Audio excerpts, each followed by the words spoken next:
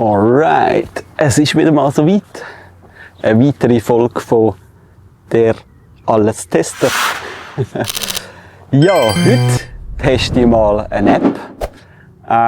Die App ist von Velo Solutions. Das ist ein Hersteller von sogenannten Bumptracks, das sieht man hier im Hintergrund. Und die haben eben eine App gemacht, wo man Rundenzeiten auf den Bumptracks messen kann. Ja, und ich würde euch gerne die App mal vorstellen, auch meine Gedanken gerade teilen. Ich habe ihnen meine Gedanken auch mitgeteilt, also ihnen geschrieben, mein Feedback. Ich habe leider nie etwas gehört, ich habe auch noch mal telefoniert, aber bis heute leider nie Antworten bekommen auf meine Mails. Aber ja, ich denke, ich erzähle das euch jetzt einfach mal und zeige euch, wie die App funktioniert. Als allererstes, wenn ihr die App öffnet, habt ihr die Karte, wo ihr ganz viele Standpunkte seht. Da kommt auch schon gerade die erste Kritik. Ich fände es gut, wenn man da so ein Clustering machen würde. Ich habe ja selber auch so eine Karte, wo ich all meine Bumptracks und Skateparks, die ich besucht habe und gefilmt habe, auf einer Karte zeige. Und dort habe ich so ein Clustering drin, dass du nicht Tausende von Markers halt hast, sondern dass immer so die näher beieinander sind, werden zusammengenommen. Genau, das wäre da sicher cool. Ihr seht hier weiße und rote Markers. Der Unterschied ist, bei den roten Marker, dort könnt ihr Zeitmessungen machen. Also das ist ganz wichtig, man kann nicht bei allen, die da eingetragen sind, bei allen Bumptracks, das Tracking machen, nur dort, wo es dann rot ist. Dann sieht man gerade, wo man jetzt ist. Ich bin jetzt hier beim Bumptrack in Egerkingen. Und wenn man draufklickt, dann sieht man die Informationen dazu. Eine kleine Bewertung und so weiter, da gehe ich nicht gross drauf ein. Genau. Ja, was da auch noch ein bisschen schade ist, es sind natürlich nur Velo Solutions Bumptracks drauf. Es gibt natürlich noch viel mehr. Es gibt noch andere Hersteller. Und das ist zum Beispiel auch so ein Kritikpunkt, den ich finde. Es wäre schon cool, gerade zum Beispiel Olte, einer der besten in der Schweiz, sorry, der muss einfach da drauf sein. Aber ja, eben, es ist halt von dem Hersteller, kann man nicht viel sagen. Aber trotzdem finde ich es halt mega schade, weil eigentlich bietet die Schweiz noch viel mehr Bumptracks als nur die. Genau. Auf jeden Fall, wenn ich dann da auf einen klicke, komme ich auf die Detailseite mit ein paar Bildern, je nachdem, amigs hat es auch keine Bilder, da ist glaube ich auch nichts drin, nein, das ist auch nicht das richtige Bild. Vielleicht machen sie das mal noch in Zukunft. Dann hast du die Rangliste, wo du von den Zeiten her, also die schnellsten siehst, dann siehst du die Rundenzeiten, die Rundenanzahl, die die Leute gemacht haben oder tracked haben, so muss man sagen. Oben kann man auch immer noch wählen, dann eben vom April, also vom jetzigen Monat oder von heute oder insgesamt. Genau, dann hast du noch die Möglichkeit, bei Info ein paar Informationen über den Track selber herauszufinden, plus den Google Map Link, der natürlich mega wichtig ist. Cool wäre es, wenn da meine Videos drin wären. Nein, allgemein, wenn halt einfach noch mehr Bilder und eben ein YouTube-Video drin wären. Jetzt bei diesem Track haben sie da zum Beispiel meinen Link rein, da, den kannst du aber nicht anklicken.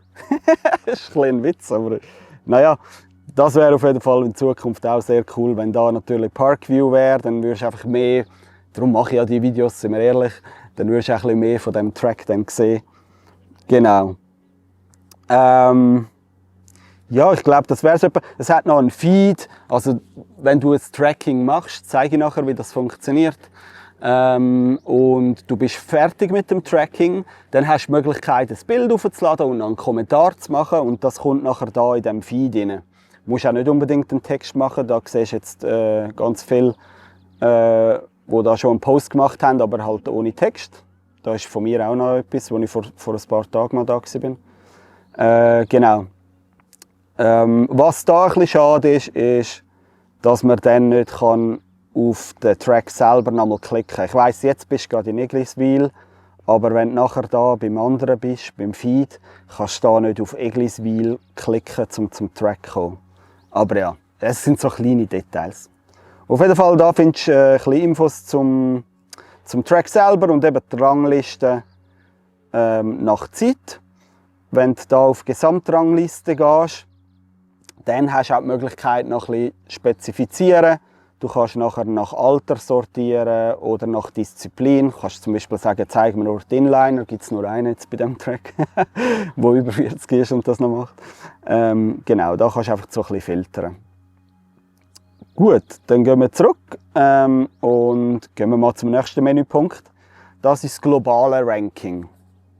Bei dem globalen Ranking hast du auch wieder die Möglichkeit, da oben nach dem Alter, also unter 17 und so weiter zu wählen, nach dem Geschlecht und Disziplinen kannst du auch wieder sortieren. Und dann siehst du einfach da die Punktzahl. Jetzt da, das ist bis heute für mich mega undurchsichtig. Ich habe denen ja eben ein Mail gemacht, dass sie mir doch bitte schreiben, wie das genau funktioniert mit diesen Punkten. Ich komme bis heute nicht raus, wie die Punkte berechnet werden. Am einen Ort steht irgendwie, ja, fahr einfach mehr, so der Stil. Also es ist so ein bisschen mega intransparent. Wäre halt cool, wenn das noch ein bisschen genauer, vielleicht auch neu mit in einer Infobox, dann da würde stehen, oder? Da steht tägliche Top 10, aber das stimmt nicht, weil ich bin bei ganz vielen Tracks ja der Einzige, der gefahren ist. Und dann müsste ich ja jeden Tag eigentlich die Punkte ja bekommen, weil ich ja immer noch in der Top 10 bin. Ja, egal, ich habe es immer nicht herausgefunden. Wenn es jemand von euch herausgefunden hat, dann schreibt doch einen Kommentar unter dem Video, wäre cool. Und vielleicht antwortet sie mir ja noch in den nächsten 3 Jahren oder so. Dann schreibe ich so einen Kommentar.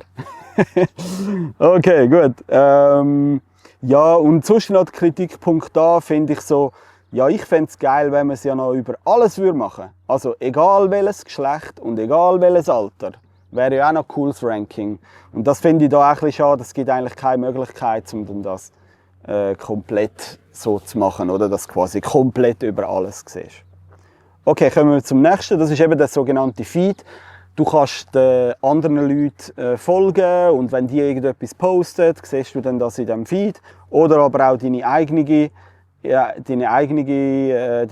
Feed, also deine eigenen Posts, die du gemacht hast, siehst du auch da.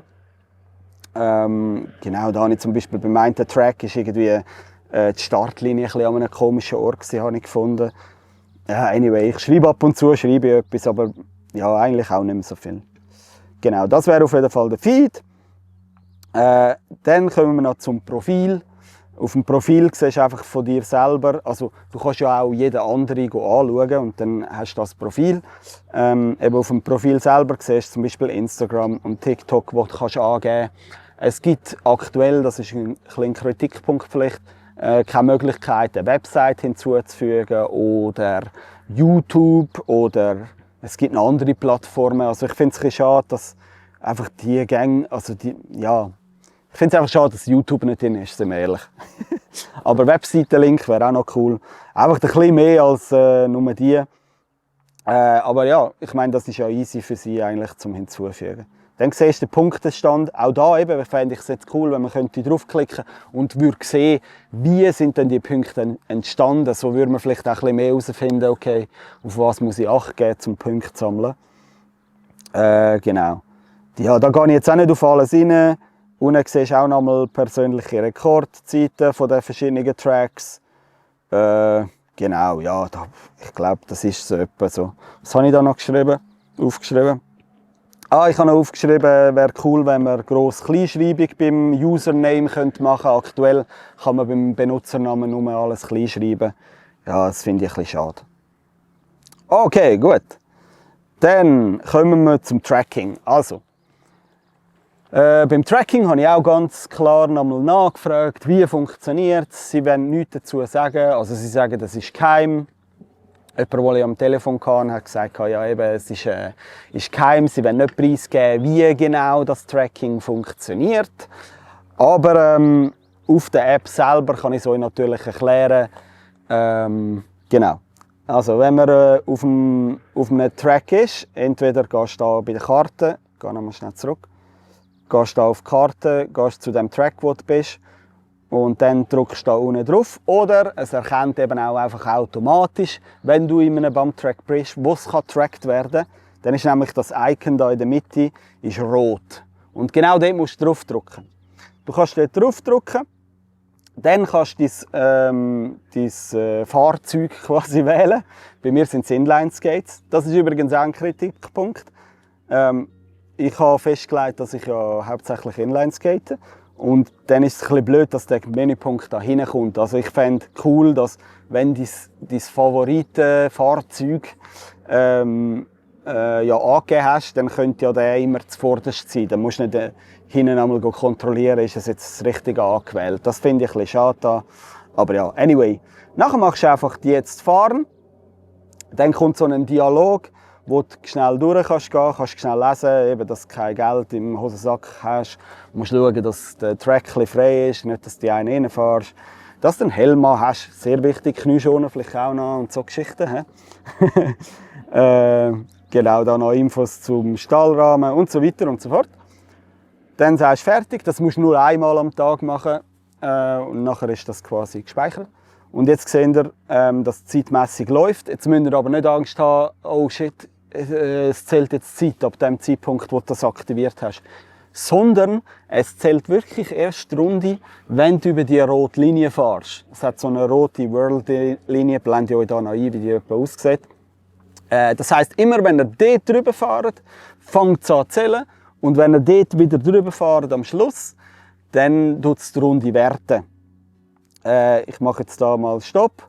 Ich tue euch bei euch noch einblenden, wie es dann wirklich aussieht am Schluss. Weil das ist natürlich jetzt keine richtige Runde gewesen. Genau, dann kommt eben die Möglichkeit, dass man noch, also man sieht zum Abschluss, wie viel Zeit hast du natürlich erreicht.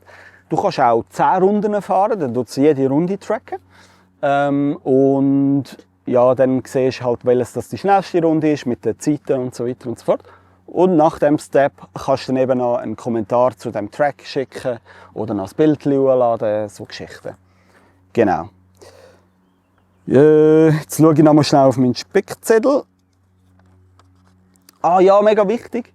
Du kannst, wenn du es aktiviert hast, kannst du einfach wieder das Gerät sperren. Also du musst nicht die App offen behalten und das Display angestellt haben. Es muss einfach, die App muss offen sein. Da kannst du abstellen, kannst sie in den Hosensack nehmen und dann losfetzen. Das ist noch wichtig zu erwähnen. Gut, dass ich das noch aufgeschrieben habe. Genau. Und dann wird eben die Zeit erfasst. Dann kommst du in die Top-Listen und all diese Geschichten. Ja, dann würde ich sagen, kommen wir schon zum Abschluss. Ich glaube, die App selber haben wir jetzt verstanden, wie es funktioniert. Ja, und so ein bisschen mein Fazit zum Abschluss. Also grundsätzlich finde ich es wirklich eine sehr coole App. Man merkt, dass es wirklich noch nicht so alles ausgereift ist. Eben das mit den YouTube-Videos einbetten wäre halt cool, wenn man sieht, wie der Track aussieht.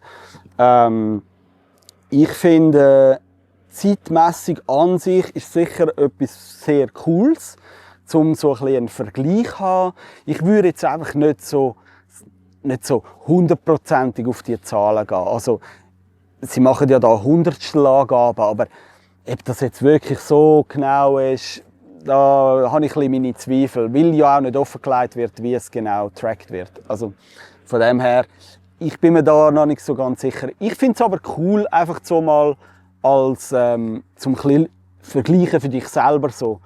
Auch für mich als Inliner bin ich etwa so schnell wie ein BMXler oder unter den Inliner wäre es spannend, ob ich so im normalen Feld bin oder ja, einfach für das ist es eigentlich mega cool. Was ich einfach finde ist, es zeigt nur wie eine Disziplin und die Disziplin ist quasi schnell durchfahren. Und ich persönlich komme aus dem Freestyle-Bereich, bin mega viele Jahre Halfpipe und so weiter gefahren. Und ich finde, in einem Bumptrack kannst du noch viel mehr machen. Du kannst geile Lines machen, du kannst coole Tricks machen. Du kannst, anderen könntest du eigentlich zeigen, hey, den Track kann man auch so und so fahren. Oder der und der Trick ist da möglich. Und da wäre es halt mega, mega geil, wenn man pro Track halt auch so ein YouTube-Video oder von mir aus ein TikTok-Video könnte verlinken. Dass man halt, ja, nicht einfach dort nur ein Bild aufladen für den Track, sondern dass man eben dort noch ein bisschen mehr könnte machen. Das wäre wirklich mega cool, dass man eben auch sieht, hey, in diesem Track ist noch viel mehr möglich, wie nur im Kreis rumfahren und schnell sein. Ja, ist schon klar, das ist am einfachsten zu messen und so, aber das wäre schon mega cool. Und man könnte ja dort auch noch einen Best Trick Contest machen oder so Geschichten. Also ich finde, es könnte noch viel besser, noch viel grösser sein, als nur das mit dem Rundenzählen. Es ist mir klar, es ist am einfachsten Rundenzählen und Geschwindigkeit zählen, also ja, messen. Ja, aber ich glaube, es könnte noch mehr geben.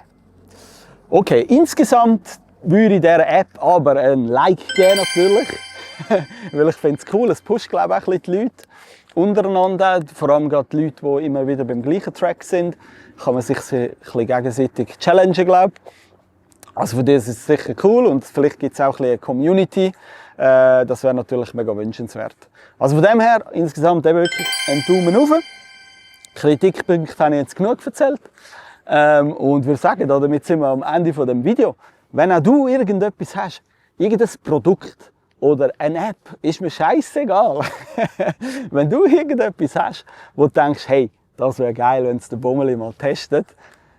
Ich muss aber dafür Kritik geben, ja, das ist ganz wichtig. Dann schreib mir doch eine E-Mail, wäre cool, ja, dass auch noch mehr so Videos können entstehen. Alright, ich glaube, das wäre es gewesen. First try, alles one take, wunderbar. Was willst du noch mehr?